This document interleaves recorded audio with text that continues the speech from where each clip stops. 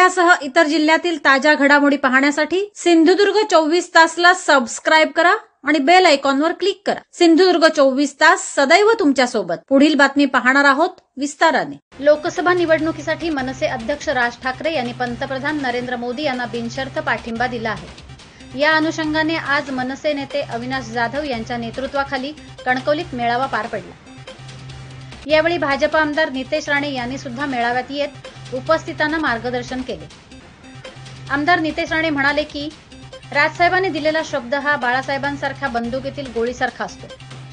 दिलेला शब्द पाळणाऱ्यांपैकी राजसाहेब आहेत। कोकणात राज ठाकरे यांना मानणारा एक वेगळा वर्ग आहे। काल रत्नागिरी येथे महायुतीचे उमेदवार नारायण राणे यांचा उमेदवारी अर्ज भरण्यास मनसैनिक आणि पदाधिकारी उपस्थित होते। त्यावेळी रत्नागिरी येथे बैठक पार पडली। त्यानुसार सिंधुदुर्गात आज पदाधिकारी मेळावा आणि काही दिवसात कार्यकर्ता मेळावा पार पडणार आहे। पुढील 20 दिवस प्रचारासाठी एकत्र काम करू।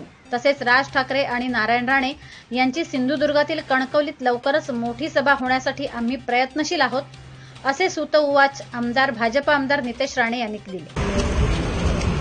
महाराष्ट्र नवनिर्माण सेनेचे प्रमुख सन्मान्य राजसाहेबांनी आदरणीय मोदी साहेबांना बिनशर्त पाठिंबा जाहीर केलेला। राजसाहेबांनी दिलेला शब्द हा बाळासाहेबांसारखा बंदुकीच्या गोळीसारखा असतो। दिलेला शब्द पाळणाऱ्यापैकी आदरणीय राजसाहेब आहेत आणि त्यानंतर आमच्या महाराष्ट्र नवनिर्माण सेनेचे सर्वच हे आमचे प्रमुख नेते सहकारी यांनी संपर्क साधून काल ते रत्नागिरीला आलेले। त्याच्यात वैभव खेडेकर पण होते, आमचे अविनाश जाधव होते, राणे सगळेच होते आणि तिथेच आमचं ठरलेलं की बाबा जसं काल रत्नागिरीला आले तसं सिंधुदुर्गाचे प्रमुख जे नेते आहेत, प्रमुख जे त्यांचे पदाधिकारी आहेत, त्याच्यानंतर कार्यकर्त्यांचा मेळावा होईलच, पण जे प्रमुख पदाधिकारी आहेत त्यांचा एक बैठक होईल आणि तिथे काही गोष्टी बोलल्या जातील आणि तिथे आपण सगळेजण एक महायुती म्हणून एकत्र यावं।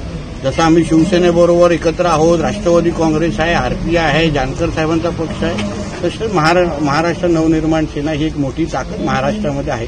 कोकणामध्ये राजसाहेबांना मानणारा एक फार मोठा वर्ग आहे जो शिवसेनेच्या काळापासून आहे आणि म्हणून ही सगळी ताकद आमच्या बरोबर यावी आणि त्या दृष्टिकोनातून आजची आज बैठक होती आणि त्या पद्धतीचं माझं बोलणं होतं, आमचे विचार होते कार्यकर्त्यांच्या आणि पदाधिकाऱ्यांसमोर ठेवलंय आणि यापुढे आता पुढचे 20-25 दिवस महायुतीचे सन्मान्य राणेसाहेब जे उमेदवार आहेत त्यांच्या प्रचारासाठी आम्ही सगळेजण एकत्र काम करणार। त्यालाशी आपण म्हणालात की नियतीने आता असं ठरवलं की पुन्हा एकदा राज ठाकरे आणि नारायण राणे यांच्या खूप एकत्र गटकरी राजसाहेबांची सभा होईल शुक्रवार।